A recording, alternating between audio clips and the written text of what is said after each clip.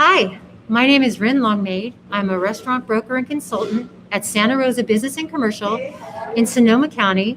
I'm the founder and host of Deep Dish, this Facebook Live series. It covers the business of restaurants for restaurateurs, restaurant buyers and sellers, and the restaurant curious.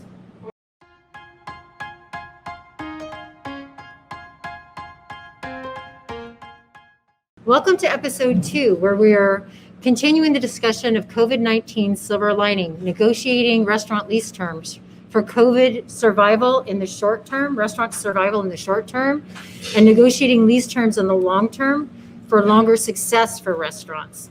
I'm super excited because I have a guest today. Real estate attorney Howard Kline will be joining me remote and he'll discuss strategies for negotiating with landlord. Live streaming right now from the Gypsy Cafe, so if the Wi-Fi goes a little wonky, that's what's happening. Deep Dish streams semi-monthly, and each episode runs about 20 to 30 minutes. It's live streamed from one of your favorite San Francisco Bay Area restaurants. As I mentioned today, we're at the Gypsy Cafe, which is in downtown Sebastopol, California. And I'll be touring this restaurant with the owner, Shawnee Hall, who founded this restaurant in 2011. She'll be talking a little bit more about this general store that she developed because of COVID and other relevant restaurant offerings. But first, I'd like to introduce my support team. I have my friend and colleague, Holly Hansen. She owns Holly Hansen Public Relations, and Ed Troxel. He is a live video consultant that works with businesses on their marketing strategies. I'm going to bear with me. Say hi, Holly. Hello. Hi, Holly. And I'm going to go over here for Ed. I was remiss in doing this in my first episode. Hi, Ed. My friends in the last episode were like, who's Ed and Holly? So if you watched episode 1 when we live streamed out of Willie's Wine Bar, you noticed that we had a $50 gift card giveaway that's good at any of the Stark restaurants. We'll be announcing that winner today. We use a tool that randomly selects the winner through the comments in Facebook. So if you like this broadcast and post a comment, you could enter to win. I'll be announcing last week's winners today. The cool thing about this is you can like and post today while we're live streaming, but you can also do it up to 2 weeks when we will stream again on Wednesday, February 10th at Valette Restaurant in Healdsburg. So be sure and like this broadcast and comment on it.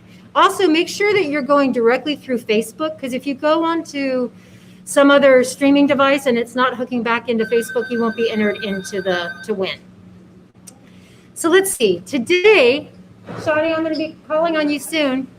Today, we're safe distance streaming from the dynamic and immensely comfortable Gypsy Cafe in downtown Sebastopol. I'm going to be joined by Shawnee, by the owner, Shawnee. Hello. Shawnee Hall is amazing. She's has a long and illustrious restaurant history, but she also is a restaurant designer. She has designed some of the nicest interiors in the Bay Area, and 3 come into my mind in Sonoma County. One is Cousteau Bakery, another is Willie's Seafood, and another, you didn't mention this, but is a restaurant and bar at the Jenner Inn. So Shawnee? Yes. Here she is. Welcome to the Gypsy. Because of COVID, I've done a little general store that is surrounding us at the moment. We have a lot of home accessories, things to make your own Gypsy style at home on your own table. So if you pick up our food, you can serve it in our Tunisian pottery or our olive wood bowls. But this is our, restaurant. We have our little bar. This is normally a dining room, but it's currently more of a takeout zone. And this is our sunroom in the back. And we have a great little patio, but now it's pouring down rain. So I'm laughing. We have 3 or 4 tables out on our patio, but I don't know if you can want to get the camera away. It's really cute. There we go. Yeah, go under the eaves. There you go. So we have our couple of tables under wraps, obviously weather permitting. Now that outdoor dining is coming back, we at least have our 3 spot. And here we go. That come up with a lot of fun menu alterations as well for COVID. We have a happy hour from 3 to 5. We have 4 $10 items that are very popular. We're going to show you those a little later in the show. We also have a few seats out front, as that'll show you. We have our outdoor dining out on the street side. Unfortunately, because we're on a highway, we weren't allowed to do any fun street parking. But Hi everyone, Ed and I are back at the Gypsy Cafe and we're jumping into this episode with this recorded edit. You're gonna see 2 sections edited. This one where I talk a little bit about my background and I introduce my guest speaker Howard Kline, and then towards the end where we'll introduce the winner of the gift certificate from episode 1, and we'll move over to the bar and talk to Shawnee about the menu items that she's offering during the COVID restrictions. About me. I'm a licensed real estate agent specializing in the sale of restaurants, bars, and cafes. I help clients with liquor license transfers from type 41 beer and wine licenses to type 47 and 48 full liquor licenses that are bought and sold on the open market. I also help people with leases and commercial real property. The majority of my business is in Sonoma County, Marin, and Napa. I'm licensed to work all over the state, and I've worked very closely with clients that I've never met, remotely with clients. So if you're in Crescent City or Hollywood, I can still help you with a liquor license transfer or to sell your restaurant. I've had a full and varied restaurant career. I've owned and operated my own restaurant. I was a young chef. I was the personal chef to actor Don Johnson and his family. And I was an instructor, a full-time instructor at the Culinary Institute of America. If you'd like to know about me or the services I offer, please look on my website. So I'm going to go ahead and introduce Howard, who we live streamed a few days ago from Gypsy. That segment came through really clearly. So Howard is a real estate attorney, and we were discussing COVID-19 silver linings, renegotiating lease terms for restaurant survival in the short term and restaurant success in the long term. So I'm going to read Howard's bio. Howard F. Kline is a California licensed attorney and Nevada real estate agent with over 4 decades of experience representing businesses and commercial landlords and tenants. He's handled business purchase and sale agreements, mergers and acquisitions, and other business-related matters as general counsel, director of real estate, and chief legal officer for 4 different corporations. Although he has a broad range of legal experience, over the last 13 years, the major focus of his legal practice has been in the representation of commercial landlords and tenants, including evictions, rent collections, lease negotiations, and foreclosures. Howard is the founder and host of CRE Radio and TV, a cutting-edge online news, talk, and interview show on a variety of commercial real estate matters. And that's how I got introduced to Howard. I didn't know Howard until the COVID-19 restrictions went in.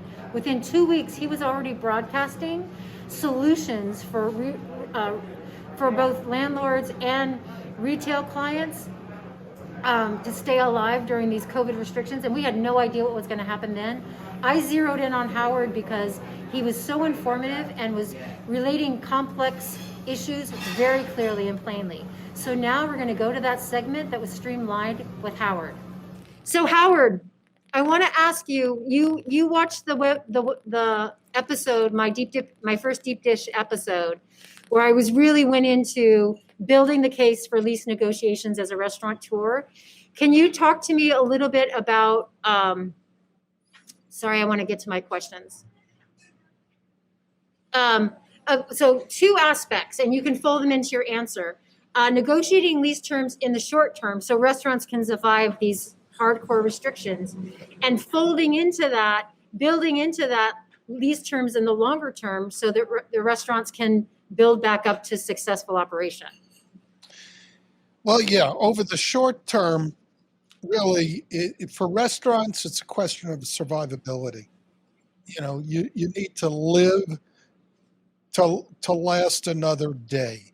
So what we have employed in some of our negotiations, and understand I represent landlords and tenants in different matters, obviously, but at, in representation of tenants, I try to get abatement, which we will discuss a little bit later, if I can get it, but rarely does a landlord agree to abate rent. Or what is more likely the case, we get a rent deferral. And for what we've discovered and what frankly I anticipated was that COVID was not going to be all that short term. So I did speak to a lot of people early on who said, I don't need a lawyer and I'll just do this and get 3 months to rent deferral. And they did it. And if that's all that you were going to do, you didn't need me to help you with that. Unfortunately, a lot of other issues arose and COVID has lasted much longer. It has even lasted for restaurants much longer than I anticipated. As a result, really the strategy is to stretch out whatever repayment schedule it is as long as you can and as long as the landlord can afford to do that. You need to understand that landlords have issues here too. So, I mean, that's probably really the short-term solution is at a very minimum to get deferral. One of the other alternatives that we're beginning to see is going either to percentage rent only or a hybrid of percentage rent. Anything that can help the tenant at this time over the short term. I've even seen, and I'm not a big fan of this, is extending the term of the lease. In some instances, the landlords want to do that. I'm not really sure why, but they want to do that, and then they work a deal out. So over the short term, that's kind of the answer. Over the long term, So go ahead. I'm sorry. I want to recap a little bit of some of the short-term things you talked about. So one of the things Howard referred to is percentage rent. For those of you that don't have percentage leases, what that means is you submit on a quarterly or semi-quarterly basis or annual basis, could be monthly. You submit your financials to the landlord, and then you pay a set percentage of your gross sales. Some people love that kind of lease, some people don't. But this way, in terms of what's happening with COVID, if your sales are going down, your rent goes down. If your sales goes up, your rent goes up. The other thing Howard mentioned was rent deferral. And what I've been seeing happening is somebody like a restaurateur might have to pay like in a year rent and a half to start paying back the rent that wasn't paid during COVID. So Howard, now talk a little bit about the long term. Well, the long term, most of what you'll see, when the tenant goes to the landlord and asks to renegotiate their lease and asking for rent relief, pretty much anything is open for negotiation at that point in time. And it's not uncommon for the landlord to request other changes in the lease that they may not have otherwise had, or changes that COVID has exposed, the problems that COVID has exposed. So there's a lot more attention now paid to a force majeure clause, impossibility of performance, frustration of purpose. You'll hear when you start getting and pushing towards lawsuits, you'll hear more and more of that, most of which is potential, depending upon the language of the lease. We're seeing short-term leases. So a lot of landlords are going, in 2 years or 3 years, COVID's not going to be bugging us. So if we're going to give a rent reduction, we're just going to have it for 2 or 3 years. And by then we'll be able to get increased rents according to the market. So the market will cure. And that was pretty typical of the many recessions that I've been in, is landlords would just give a short-term lease in anticipation of some sort of extension. When they do Right. that, And bounce back. right, and when they do that, we're seeing options change a bit. Where on some of the previous leases, the options had a set figure. Now, I think the wiser landlords are going to what is market rent Market and rent, how right. to compute market rent. Right. So they'd be making amendments to the lease on with regards to the terms of those options. So Oh, I want to just quickly everything's take. on the table. I know everything's on the table. Well, this is the thing. Like you mentioned in the beginning, like my friend Matt, he said, I went percentage rent with my landlord starting this month. I was shocked that they went for it. Matt is in this unique position where he has landlords who've owned the real property for a very long time, and they know that Matt's success is their success. So they've really worked with him hand in hand. Also, Matt's unique in that, I don't know why I'm laughing, but his escrow closed. As I said, I worked with him on the purchase of the business. Escrow closed one day before the COVID restrictions hit. Oh gosh. One thing that let's see, I wanted to say one more thing about, I just want to say thanks, shout out for Roma's. You're welcome. Hopefully the sound's fixed. Okay, so Howard, I know that every lease is different. Every lease situation is different. Where you are, where a restaurateur is in their term. Are there kind of a general set of best practices or recommendations you might make to a restaurant owner that's negotiating with their landlord? Absolutely. And this is more of a holistic approach rather than giving you very specific terms that you might include or avoid. My 3 items that I came up with is 1, if you need rent relief, be proactive. Do not wait until you're a month, 2 months, or 3 months behind. In March and April and May, there were rent moratoriums that were applicable. The Judicial Council prohibited the issuance of a summons and an unlawful detainer action until the beginning of September. So for the most part, that doesn't apply anymore. I know in Sonoma County it doesn't. In San Francisco, they do have some moratoriums on commercial evictions in a couple of the other cities.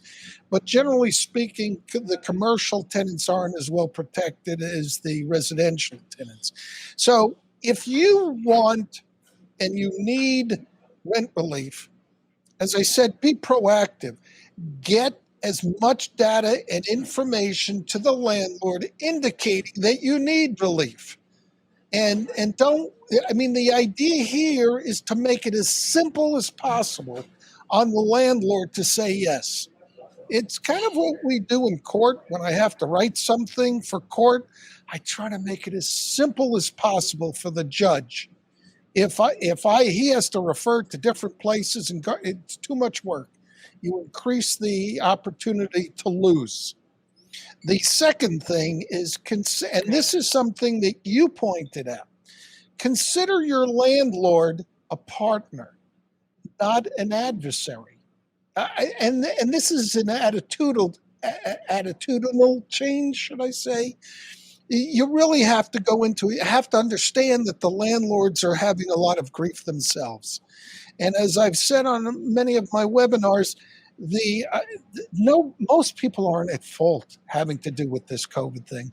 So the best way for everybody to survive, including the landlords, is to stretch out the pain to as many people as possible so that no one tenant is feeling all of the pain. Not just one landlord is feeling the pain. And important, be transparent. Now, when I say that, my tenant clients are going to say, well, you don't tell them everything, do you? And the answer to that is, for the important things such as what you need to get, and in order to convince the landlord, it's important to be transparent. If your business is down 50%, give them the documentation. Let them see. Because as representing landlords, I've gotten letters from national tenants saying, we want you to abate the rent. And I knew that they sent that same letter to 2,000 landlords. Yeah. And I wrote back to the general counsel and said, that's not going to happen on my watch. You've got a couple of days to pay your rent. And you know what they did?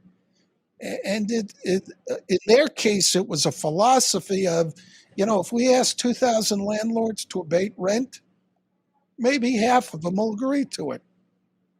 Why not? Yep. Well, and you hit on something really powerful, like what's happening in Sonoma County right now. The restaurants were just allowed to open up patio seating. So the really compelling narrative to write to the landlord is, it's one thing to be open again.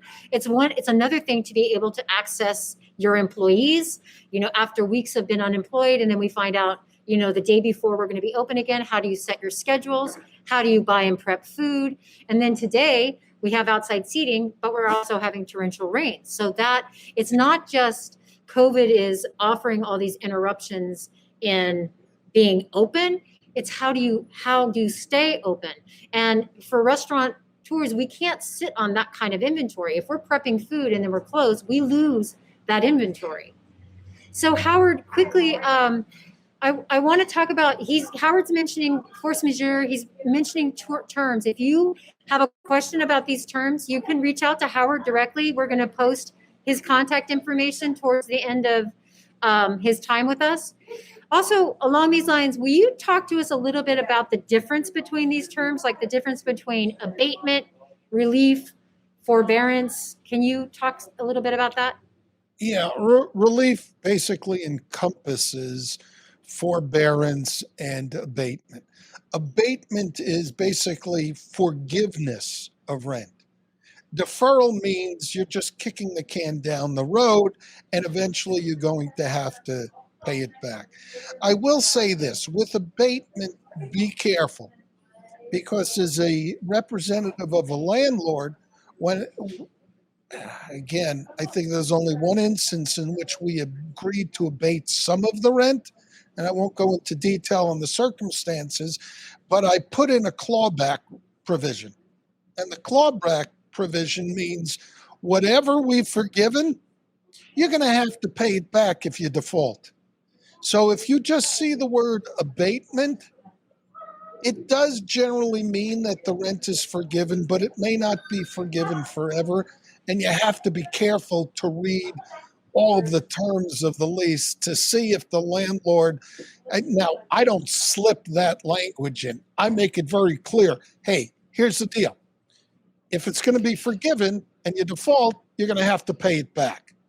All right. But there are some attorneys and landlords who will kind of slip it in. I don't know if you could see me kind of doing that little thing there. I can see it. Yeah. There are some people who slip it in. So you need to be careful when you see the term abatement or even the term forgiveness. So I want to interrupt just for a second. And if somebody's just joined us and they missed the beginning of this, you've joined the episode 2 of Deep Dish, the Facebook Live series that explores the discussions on the business of restaurants for restaurateurs, restaurant buyers and sellers, and the restaurant curious. Today, we're streaming from Gypsy Cafe in downtown Sebastopol, California. And I have my guest, real estate attorney, Howard Kline. And I want to just put a plug in. If you like and comment on this live stream, and even if you do a like and comment after this live stream becomes a post on Facebook, anytime between now and the next time I broadcast, which will be in 2 weeks, will be entered in to win. Can you see that? Gypsy Cafe $50 gift card. And you can use it in the restaurant or in the marketplace. So Howard, I have more questions, but I actually wanted to talk to you about this. So I'm a restaurant broker. I'm in the process of selling a restaurant for a client who is in arrears on his rent. And what's going to happen is through the sale, he's going to be able to pay back the rent. So he'll be able to take a little bit of money and then come in. So I apologize for throwing this question in. Here's what's happening. The landlord is saying, I'm not going to look at your buyer and consider your buyer as a new tenant until you bring rent current. So it's a no-win situation, because my client doesn't want to put the money up if he's not going to make the sale. He needs that money to operate his restaurant. Any suggestions on something like that? Well, I can tell you generally, I can't give you an answer online about a specific circumstances, but I've dealt with similar situations on many occasions where the landlord was just adamant, and fortunately the client, actually it's a famous client whose name I can't use, but the client hired me beforehand so that we could strategize the best way in putting the landlord in the worst position. And it depends upon the language of the lease and whether or not the lease gives the landlord absolute discretion, whether or not the landlord has to act reasonably. I mean, there are a lot of other factors. And what we did, and I've done this in a number of occasions, understand, I mostly represent landlords, and I think that puts me in a pretty good position to figure out what their weak points are. And so I get a lot of thrill out of seeing a situation where I can go, okay, I think if we do this, the landlord's going to do that, and because they have a knee-jerk reaction to act that way, and that's not going to be good for them, because all of a sudden it's going to make it more expensive and more difficult for them to get anything. So I've had, maybe in private I'll tell you who the famous person was, but we were just in the position where we backed the landlord into a corner, and we settled. We settled for much less money than my client might have owed, but more than my client originally wanted to pay, which, from what I was told 45 years ago when I first became an attorney, is a great settlement is when both sides are unhappy. That's very funny. I actually haven't heard that before. So you make a really, really good point. And I want to, so just like in the last episode, this is what I want to say. It makes it the argument that the landlord is going to be in pain because he or she is going to have a premise that isn't leased out at a time where it's going to be very difficult to lease it out. That argument, and is going to lose a lot of money. That argument is much better made by an attorney than it is by me, a real estate agent, or by the tenant, because I have tried that argument over and over again. So this is where it might be worth a little bit of money to bring in somebody like Howard to operate on your behalf. But like I said, don't bring the attorney in first. Try to work things out with an attorney running in the background. But oftentimes that conversation about the best interest of the landlord financially is best made by an attorney. The attorney adds, especially someone like me who's been around a long time, and I've handled a lot of business sales transactions. The attorney adds the legal maneuvering in the background. The argument that the landlord would be worse off with a vacant space, it to me is a common sense argument. But in that instance, it's, I believe, in partnership and not landlord-tenant partnership now. I'm talking about broker, attorney, and accountant. Because the broker, such as you, Rin, you're going to be familiar with what the market is for the sale of the businesses. A real estate broker is going to be familiar with the real estate market and will be able to make those arguments, while the attorney and in my case, I kind of take all of that and I mix it up and maneuver it around until it's a big snowball. But I really rely upon the other experts. I'd like to add one more thing. a few hours ago, I did a webinar on landlord due diligence, and I had some wonderful experts on, including Ken Lammy, who does stuff nationwide, and he's a forensic accountant, and he's the one who the landlord gives all of the tenants' data and information and financials, and he chews it up, spits it out, and says, this is what the tenant needs, this is what the tenant can do, and then the landlord can make decisions from that. I had the head of West Coast Leasing for Federal Realty Investment Trust. He was on and gave a landlord's perspective, as well as Peter Morris, who's been on my show a number of times. Mhm. These guys, if you have an opportunity, and I'll send you the link, it's been recorded, it gives you, you in particular, would be interested in this because it gives you that in-depth analysis and what is going through everybody's head when all of this is going on. Howard was an amazing trooper through the technical difficulties we experienced in the live stream, and I'm so grateful that most of that informative information stayed intact. If you have specific questions regarding anything Howard and I were discussing, please reach out to me through my Facebook page, Rin Longmaid Restaurant Sales and Consulting, or my website. If you're on my Facebook page, be sure to follow it. That way you'll always know what's happening with my series Deep Dish and upcoming episodes. Now I'd like to announce the winner of the gift certificate from episode 1, where we live stream Fumble's Wine Bar. It's $50 at any of the Stark 7 restaurants, and the winner was Jan Irick, who just happens to be a friend of Shawnee's, which shows you that we actually do give the gift cards away.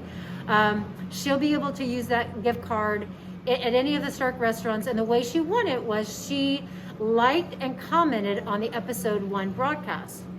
So you will actually have a chance to do the same thing here with a Gypsy $50 gift card. If you like and comment on the live stream or this broadcast anytime between now and 2 weeks, where I'll be live streaming from Valette Restaurant up in Healdsburg on Tuesday, February 10th at 1:30,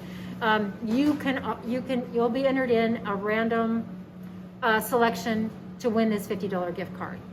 So Ed and I have come back today to talk to Shawnee about the offerings that the Gypsy Cafe has Wednesday through Sunday, 10 a.m. to 5 p.m. with a happy hour. Can you tell me a little bit about the happy hour, Shawnee? Well, we decided to create a happy hour menu of our favorite things. So our chicken and waffles are one of our favorite brunch items. So we made a chicken and waffle slider. So that's what this is. It's served with the coleslaw. We also, one of our favorite items is our sesame chicken salad. So we've turned it into a sesame chicken spring roll. And it's really great because we started joking. It was like a Seinfeld night where I was like, I'm so tired of eating in the car and everything's falling apart. And I said, what can we make that would be easier to eat in the car? When you have a big salad, it's like, so I thought, okay, let's make a spring roll. We also took our pot roast, which is one of our favorite meals, and we've created a pot roast quesadilla. So we have 4 items, and our tostadas. You can order a solo tostada.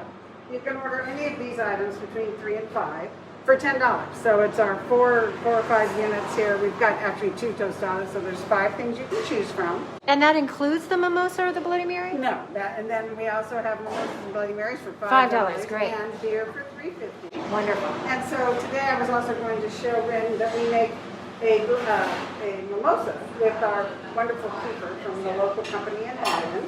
And it's a ginger lemon kefir. And it makes a wonderful mimosa. So we are making those as well as our fresh orange juice, which we squeeze daily.